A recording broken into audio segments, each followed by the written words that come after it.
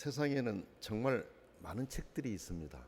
서점에 가보면은 전과 같이 뭐 그렇게 많이 지금은 출간되지는 않지만은 그래도 정말 많은 책들이 매일매일 출간되고 있어요.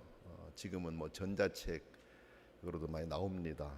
오프라인 서점에도 가보면은 이렇게 그 책들이 신간들이 참 많이 나옵니다.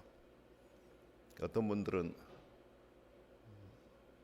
서점으로 출근한 분들도 있다 그러잖아요. 가서 책은 사진 않지만은 어떤 책에 나왔는가 이렇게 살펴보기 위해서 그런 분도 있다고 그래요.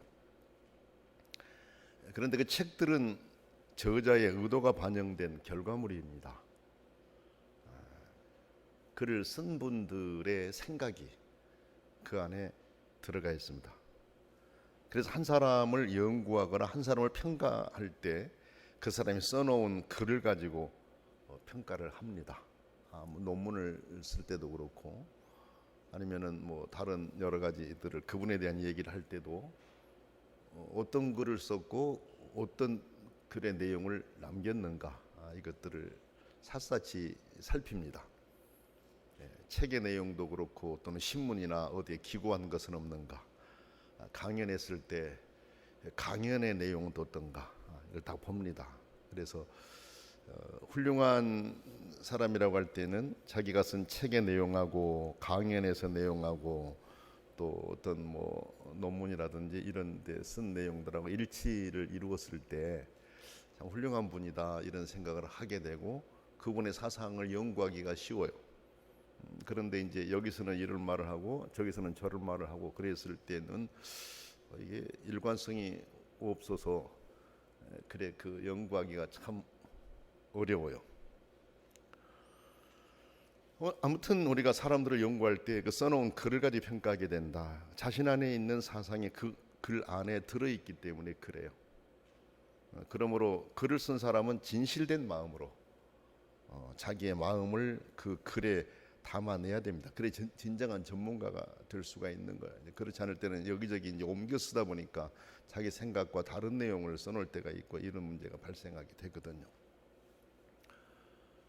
저도 우리나라에 참 훌륭하신 분들에 대해서 글을 몇 차례 쓰고 논문도 발표를 하고 그랬습니다. 남도 학술지에도 그 학술지인데 거기 논문도 발표를 했고 인문학수론 순대 거기도 논문도 발표를 하고 그랬습니다.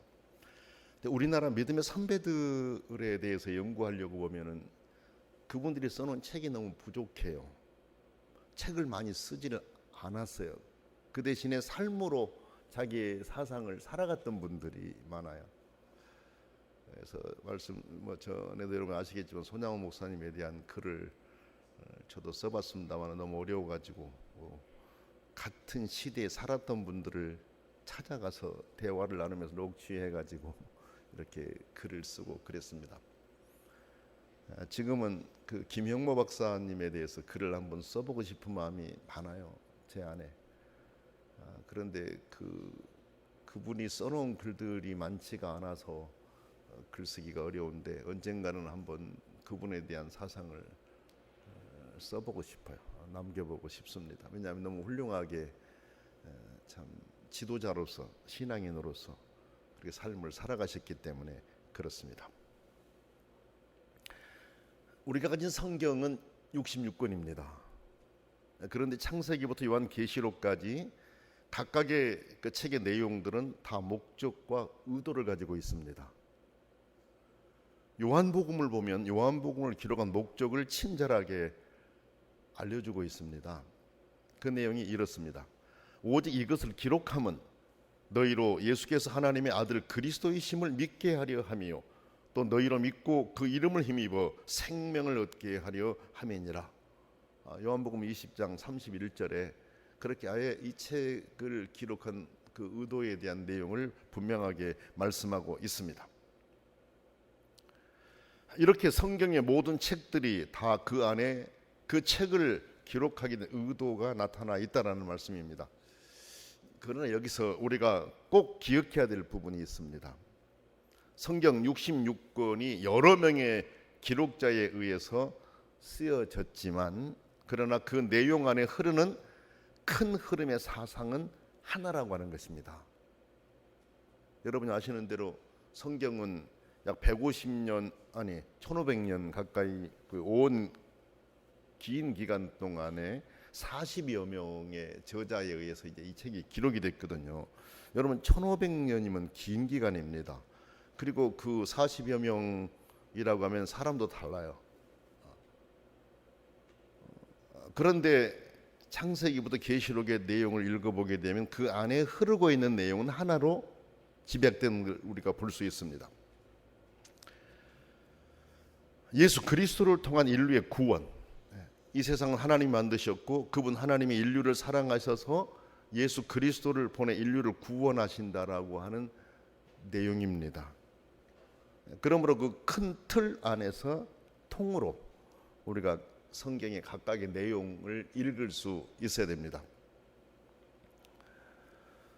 우리가 어떤 그 글을 읽을 때 단편적으로 읽게 되면 그 한 구절만 읽게 되면 성경 책의 전체에서 말하려고 하는 내용을 놓칠 수가 있지 않습니까? 성경도 우리가 그렇게 읽을 때 큰 정신 안에서 성경을 읽어 내려가야 된다라는 말씀입니다. 자, 오늘 우리가 말씀을 듣게 된 히브리서의 경우도 그렇습니다. 유대교를 믿다가 예수님을 믿기로 하고 개종한 유대인들이 다시 유대교로 돌아가려고 했던 것 같습니다. 그래서 그들이 잘못된 판단을 하지 않도록 그리스도 안에 머물러 있기를 촉구하는 마음에서 히브리서를 기록한 것인데, 히브리서의 내용을 보면 구약의 그 어떤 것보다도 또 그 어떤 사람들, 다시 말하면 선지자나 모세 이런 분들보다도 예수 그리스도가 뛰어나다, 우월하다, 이 점을 히브리서가 기록하고 있습니다. 다시 말하면 구약의 제도나 사람들은 일시적이지만 예수 그리스도는 영원하시다라는 점을 히브리서를 통해서 보여주고 있어요. 그래서 여러분들이 히브리서를 읽을 때 어렵게 여겨질지 모르는데 방금 제가 말씀드린 거, 구약에 나오는 제도들이라든지 구약에서 등장한 그런 분들과 예수님을 비교하고 있다.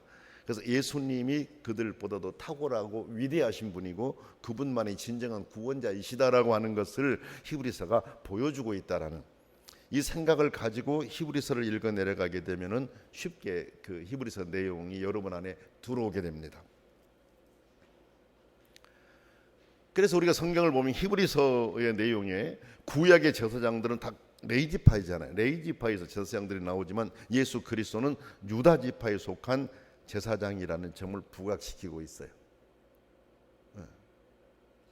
히브리서 7장 14절 15절 보니까 우리 주께서는 유다로부터 나신 것이 분명하도다.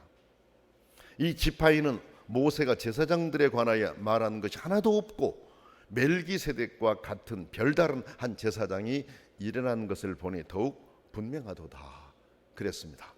구약의 제도에 따르면은 레위지파에서 제사장이 나와야 되는데 예수 그리스도는 유다지파라는 것입니다. 다르다라는 것이죠. 구약에 훌륭한 사람들이 많이 등장하지만 예수 그리스도는 그런 사람들과 구별된다라는 것을 명확하게 히브리서가 밝혀주고 있습니다. 다를 수밖에 없죠. 왜 그러냐면 예수님은 본래 하나님이신데 죄로 인해 죽을 인간을 살리기 위해서, 구원하기 위해서 사람의 몸을 입고 세상 안으로 오셨기 때문에 다를 수밖에 없습니다. 그리고 율법은 장차 올 일의 그림자라고 했어요. 히브리서 10장 1절 보니까 율법은 장차 올 좋은 일의 그림자일 뿐이요 참 형상이 아니므로 해마다 늘 드리는 같은 제사로는 나오는 자들을 언제나 온전하게 할 수 없느니라 그랬습니다. 그러니까 율법이라고 하는 것은 결국은 하나의 그림자예요. 예수 그리스도를 통해 이루실 구원에 대한 그림자라고 하는 사실, 이것을 우리가 기억할 필요가 있습니다. 그래서 이 히브리서에서는 그렇게 내용을 비교하고 있습니다. 이렇게 히브리서는 어느 시대를 막론하고 기독교 신앙이 참이고 그 신앙의 중심은 예수 그리스도이심을 우리에게 가르칩니다. 우리가 예수 그리스도에 관해 바르게 알지 못하게 되면 여러분요, 어떤 일이 벌어지는지 알아요? 아무리 오랜 시간 교회를 다니며 믿음 생활을 하고 여러 영역에서 봉사를 했다고 할지라도 그 믿음이 흔들리기 쉽습니다. 예수 그리스도에 대한 바른 이해가 없다면 경우에 따라서는 신앙에서 떠나 다른 곳을 기웃거리기도 하고 나아가서 잘못된 가르침에 빠져서 인생을 망치는 사람들도 있습니다. 예수 그리스도를 믿으며 믿음 생활을 하던 사람들 중에 여러분 이단에 넘어간 사람들이 많다라는 거 왜 그럴 것 같습니까? 그들 안에 진정한 그리스도에 대한 이해가 없었기 때문에 그러는 거예요. 그러니까 넘어간 것이죠.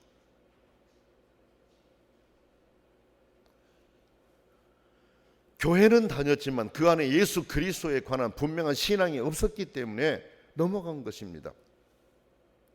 지금 오늘 성경에서도 유대인들이 지금 흔들리고 있다라는 것이 이 내용에서 말씀하시는 의도라고 했지 않습니까?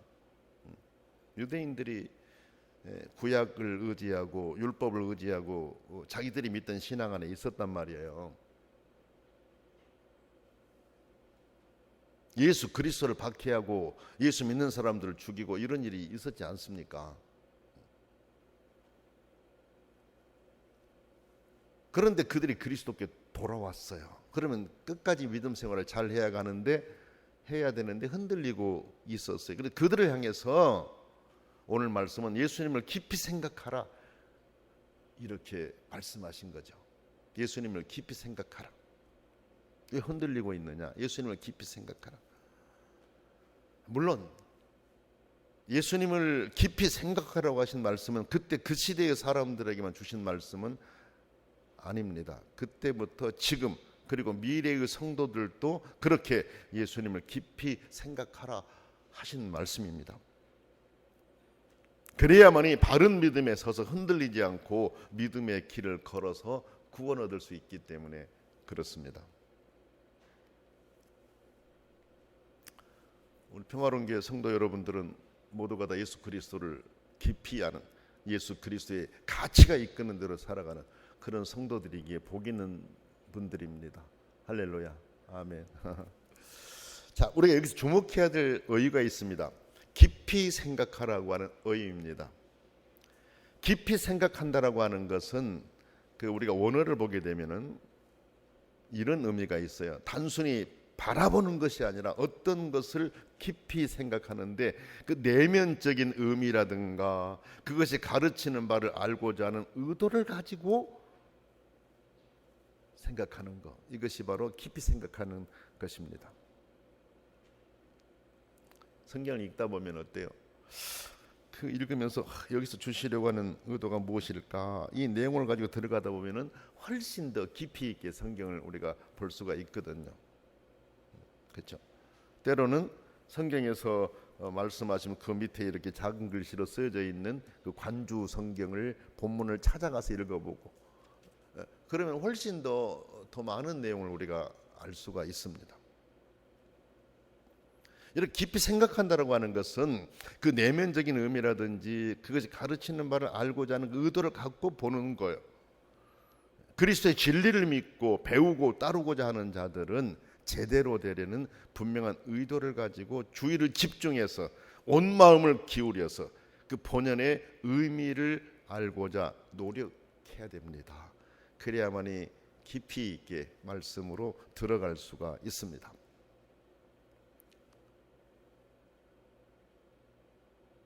여러분, 믿음의 길은 생명의 길입니다. 이 길에 우리의 시간들이 들어 있습니다. 이 길에 우리의 마음이 들어 있습니다. 이 길에 우리의 물질도 들어 있습니다. 그것은 우리에게 그 무엇과도 비교할 수 없는 놀라운 일을 이루실 것을 믿기 때문에 그렇습니다.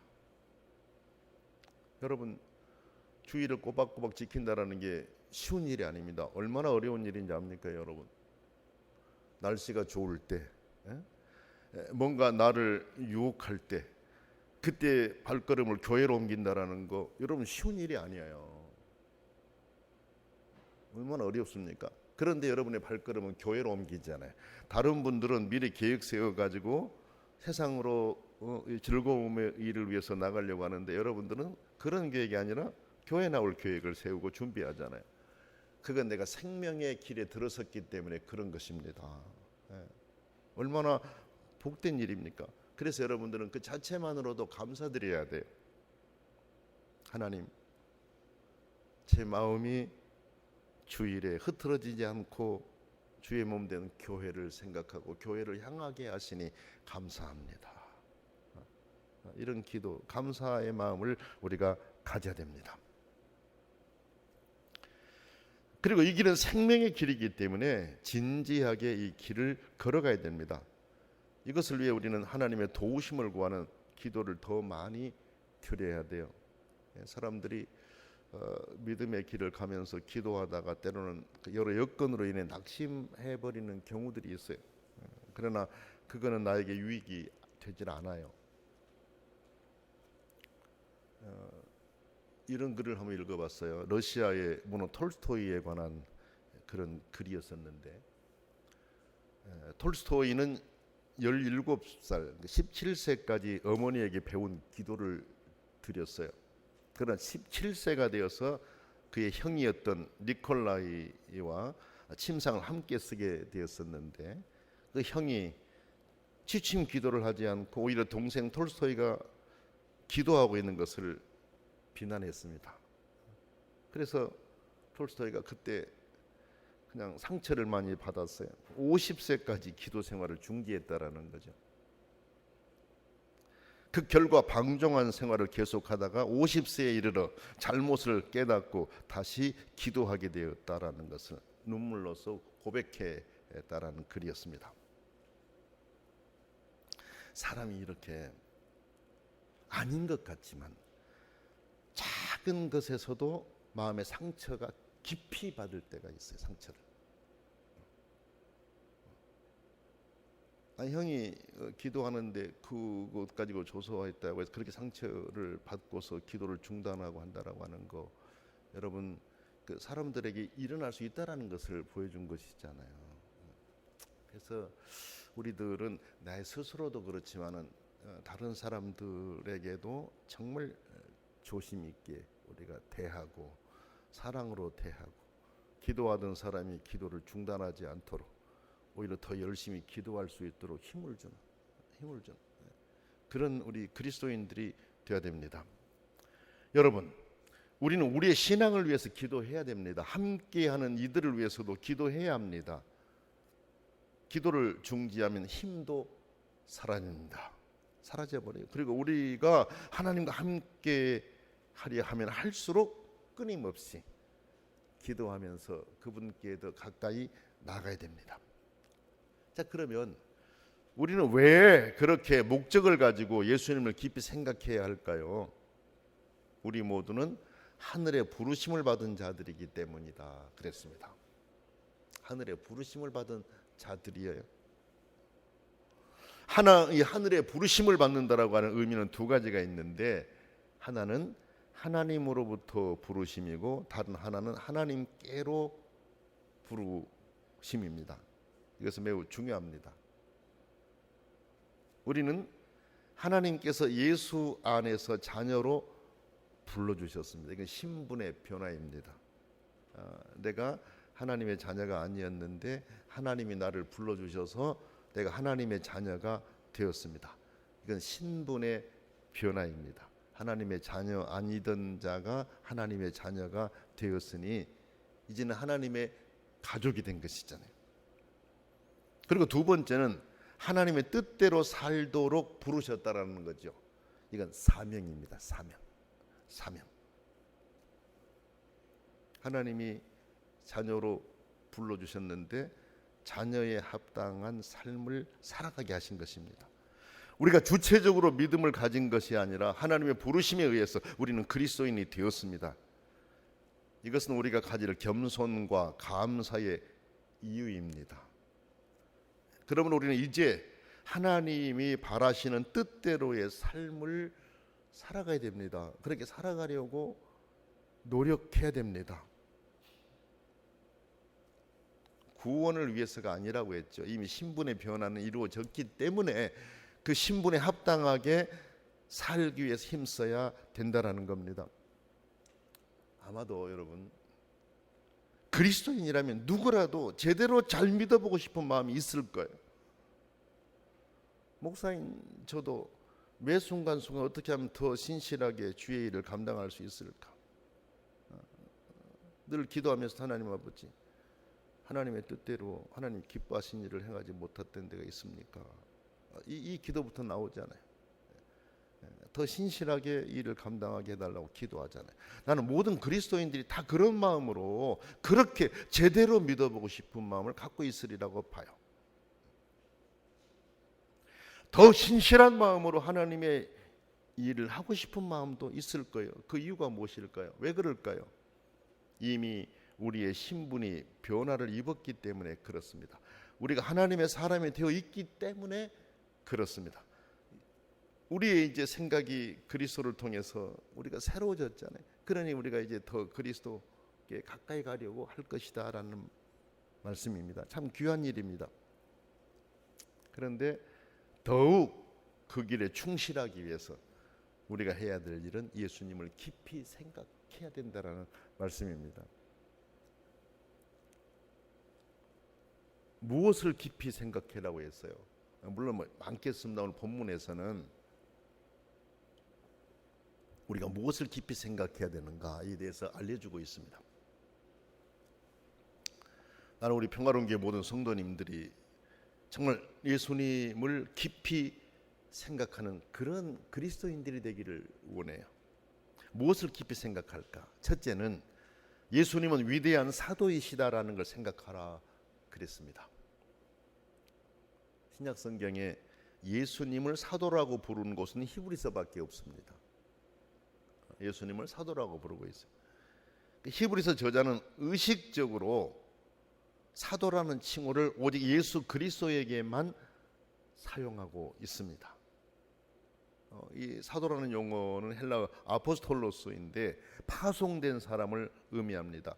그러니까 유대적인 용어로 보면 유대 최고 재판소인 산헤드린의 사자, 이게 이제 소위 사도라는 의미로 해석할 수가 있어요. 그리고 히랍 세계에서는 대사. 그렇다면 예수 그리스도는 하나님으로부터 파송된 최고의 대사다. 근본 하나님과 본체이시지만 자기를 낮추고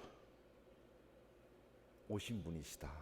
여러분 그 빌립보서 보면 이런 내용이 있잖아요. 빌립보서 2장 5절 보니까 이렇게 돼 있어요. 5절 이하에 너희 안에 이 마음을 품으라. 곧 그리스도 예수의 마음이니 그는 근본 하나님의 본체시나 하나님과 동등됨을 취할 것으로 여기지 아니하시고 오히려 자기를 비워 종의 형체를 가지사 사람들과 같이 되셨고 사람의 모양으로 나타나사 자기를 낮추시고 죽기까지 복종하셨으니 곧 십자가에 죽으심이라.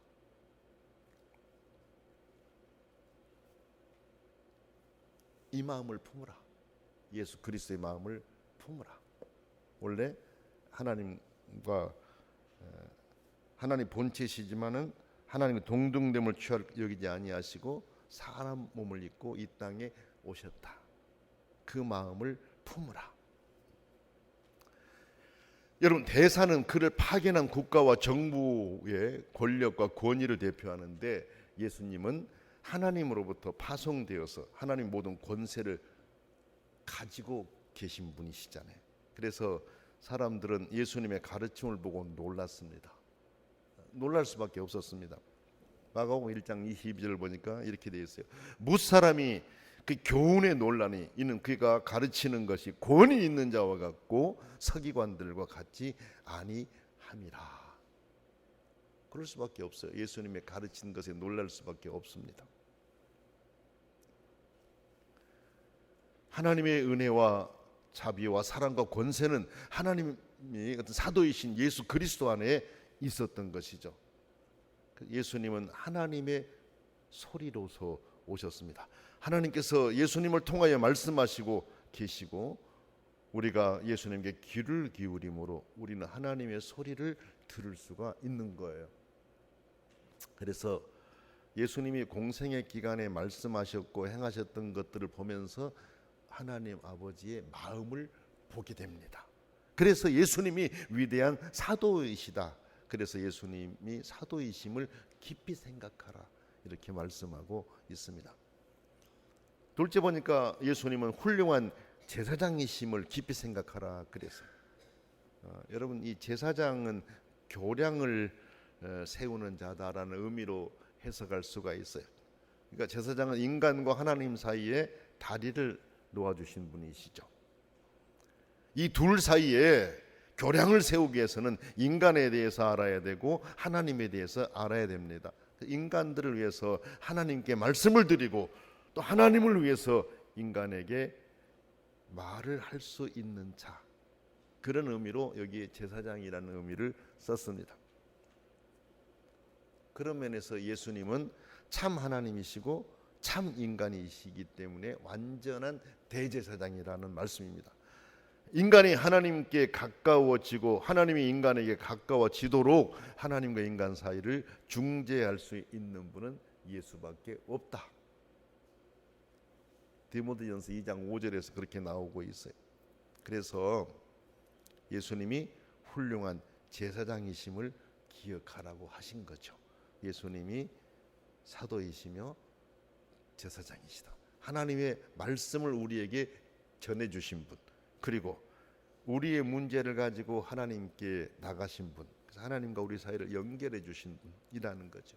그 예수 그리스도를 깊이 생각하라고 말씀하셔요.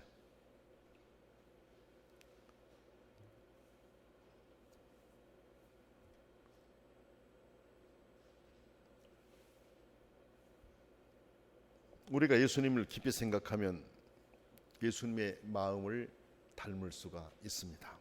우리가 예수님을 깊이 생각하게 되면 우리의 마음과 우리의 모습이 달라지게 됩니다. 그리고 우리의 환경도 달라지게 된다는 것을 알아야 됩니다. 한 번은 링컨이 사람을 고용하는데